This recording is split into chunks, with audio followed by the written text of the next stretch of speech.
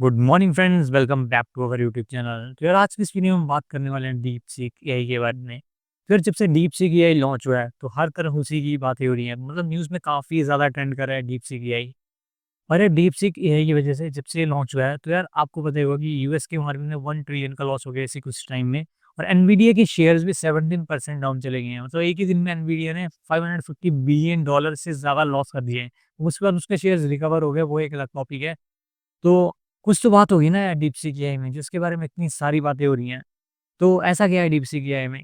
तो यार सबसे पहले हमारे पास जो है वो चैट जीपीटी आता है। उससे पहले हमें एलएलएम मॉडल्स का इतना पता नहीं होता था। उसके बाद हमारे पास चैट जीपीटी आया, फिर हमें पता चला कि ठीक है ऐसा भी कुछ है। फिर उसके बाद हमारे पास बीच में डेविन एआई भी आया। फिर उसके बाद बीच में हमारे पास और मॉडल्स भी आए एआई से रिलेटेड। मतलब एआई का एक बबल सा बन गया। पहले ये आ रहा है, फिर कुछ टाइम में ये चीज़ आएगी, फिर उसके बाद वो चीज़ गायब हो जाएगी। मतलब लॉन्ग टर्म में एक ही चीज़ सर्वाइव कर पाई। जैसे हमारे पास चैट जीपीटी है तो अभी तक उसको हम यूज़ कर रहे हैं जब से वो लॉन्च हुआ है। फिर बीच में परप्लेक्सिटी भी आया, फिर परप्लेक्सिटी भी जब चैट जीपीटी ने अपना सर्च एंड उसी में इंटीग्रेट कर दिया, ठीक है, रैग्स इसी में इंटीग्रेट कर दिए, तो परप्लेक्सिटी भी एक गुम सा होता दिखाई दिया। तो मतलब काफ़ी सारी चीज़ें बीच में आई और अब एक नई चीज़ निकल के आ गई है डीप सीक एआई।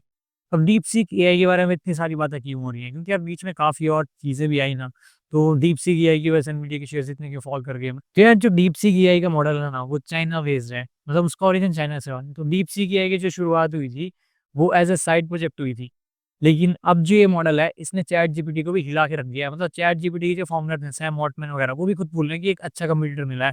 तो इसका मतलब कुछ तो बात होगी ना यार डीप सीक एआई में। फिर जब डीप सीक एआई का मॉडल लॉन्च हुआ, ठीक है, अब ये जो है वो चैट जीपीटी का जो बेस्ट मॉडल है ओ1, ठीक है, उसको बीट कर रहा है कुछ पैरामीटर्स में, वो भी कम कॉस्ट पे। अब चैट जीपीटी ने जब अपने मॉडल को ट्रेन किया था तो उन्होंने काफ़ी ज़्यादा कॉस्ट लगाई, काफ़ी ज़्यादा इन्वेस्टमेंट लगाई। लेकिन डीपसीक एआई वाले बोल रहे हैं कि हमने काफ़ी ज़्यादा कम कॉस्ट में अपने मॉडल को ट्रेन कर दिया है, ठीक है, और इतनी कॉस्ट लगाने की ज़रूरत है भी नहीं अपने एलएलएम्स को ट्रेन करने के लिए। तो इसी चक्कर में सारी की सारी मार्केट हिल गई और न्यूज़ में इतना ज़्यादा ट्रेंड कर रहा है और एनवीडिया के शेयर्स भी इसीलिए फॉल करें, ठीक है, इसीलिए डाउन गए। तो अब सवाल आता है कि ये जो डीपसीक एआई है वो इतना पावरफुल है, तो क्या हमारी जॉब्स नहीं रहेंगी? हम जो एज़ अ इंजीनियर काम कर रहे हैं, कि क्या फ्यूचर में एआई हमारी जॉब खा लेगा? ठीक है, एआई की वजह से जो है इंजीनियर्स की जॉब खत्म हो जाएगी। तो यार मैं पहली बात आपको बताता हूँ कि एआई जो है ना, वो सिर्फ़ एक कोडिंग की फील्ड में नहीं आ रहा है। एआई जो है हर फील्ड में इम्पैक्ट करेगा। जितनी भी आपकी फील्ड है, चाहे मेडिकल हो गई, चाहे आपकी कोडिंग रिलेटेड हो गई, चाहे आप किसी और चीज़ की बात कर लो, ठीक है? फार्मिंग रिलेटेड चीज़ों में भी जो है एआई आएगा, रोबोट्स आएँगे, ठीक है? तो लेकिन अभी जो इम्पैक्ट दिख रहा है वो हम सोच रहे हैं हमारे लिए। लेकिन अगर आप यार सोचो कि जब इतने हमारे मॉडल्स जो है एआई इतना स्ट्रॉन्ग हो जाए तो मेडिकल फील्ड में कितना ज़्यादा बेनिफिशियल रहेगा। अब बात आती है कोडिंग में। ठीक है यार, मान लिया कि एआई आ रहा है, ठीक है। अब एआई यार टास्क कर देगा। अब मैं एज़ अ इंजीनियर जॉब कर रहा हूँ, ठीक है। मैं बोल सकता हूँ कि यार एआई काफ़ी सही काम करता है और एआई एक बहुत अच्छा हेल्पर है। मतलब मैं जिस काम को करने में मैं 10 घंटे लगा सकता था, उस काम को मैं एआई की मदद से 2 घंटे में कर देता हूँ। मतलब 2 आवर्स में कर देता हूँ, ठीक है। तो एआई नो डाउट यार पावरफुल तो है। तो क्या ये आने वाले टाइम में जॉब्स खा लेगा? नहीं यार, देखो एआई जो है ऐसा नहीं कि जॉब्स खाएगा ही। एआई जो है वो नई जॉब्स क्रिएट भी करेगा। उसके लिए हमें क्या करना होगा? एआई को सीखना होगा। हमें जो नए-नए मॉडल्स आ रहे हैं उनको सीखना होगा और एआई में जो टच में रहना होगा कि एआई वाली दुनिया में क्या चल क्या रहा है। क्योंकि अभी तो क्या है ना यार, एआई का एक बबल सा बन गया है, ठीक है। चैट जीपीटी आया था, अभी तक हम चैट जीपीटी को इस्तेमाल कर रहे हैं। फिर उसके बाद हमारे पास डेविन एआई आया। जब डेविन एआई आया था तो उस टाइम तो उन्होंने जो अपना दिखाया था प्रेज़ेंटेशन कि ये इंजीनियर का सारा काम कर रहा है, वो डॉक्यूमेंटेशन भी बना रहा है, कोड भी लिख रहा है, उसको टेस्ट भी कर रहा है। लेकिन आज डेव एआई कहाँ है? उसको कोई यूज़ कर रहा है? नहीं कर रहा है यार। मतलब कर भी दोगे तो बहुत कम बंदे कर रहे हैं। फिर उसके बाद हमारे पास परप्लेक्सिटी आया। वेयर परप्लेक्सिटी जो है अलग-अलग वेबसाइट्स पे जाके क्रॉल करता था रैक्स के थ्रू। फिर उसके बाद जो है चैट जीपीटी ने अपने ही मॉडल में एक option they the search on web करके। फिर परप्लेक्सिटी भी कहीं गायब सा होता दिखाई दिया। तो ऐसे हमारे पास बीच में कई सारे मॉडल्स आए, ठीक है, कोडिंग के लिए कर्सर आ गया, मतलब काफ़ी सारा अब एआई में तो काफ़ी सारे मॉडल्स आ रहे हैं, मतलब काफ़ी चीज़ें हो रही हैं।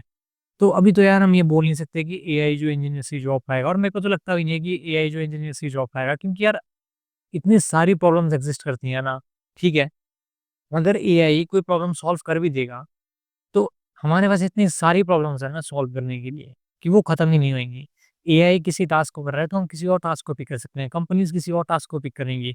अब यार जैसे मार्क ज़ुकरबर्ग के एक इंटरव्यू में मैंने सुना था, उन्होंने बोला कि एआई के थ्रू जो है वो अपने मिड लेवल इंजीनियर्स को रिप्लेस कर देंगे, ठीक है?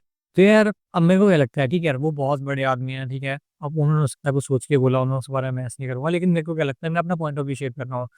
अब मेरे को ये बता यार, जो फ़ेसबुक के फाउंडर हैं मार्क ज़ुकरबर्ग, उन्होंने यार मेटावर्स पे बेट लगाई थी कि फ्यूचर में मेटावर्स ही मेटावर्स होगा। लेकिन उसका क्या है, अब मेटावर्स कहाँ है? मेटावर्स कहीं गायब से होता दिखाई दिया और अब मेटावर्स की कोई बात भी नहीं कर रहा। अब एआई की बात कर रहे हैं।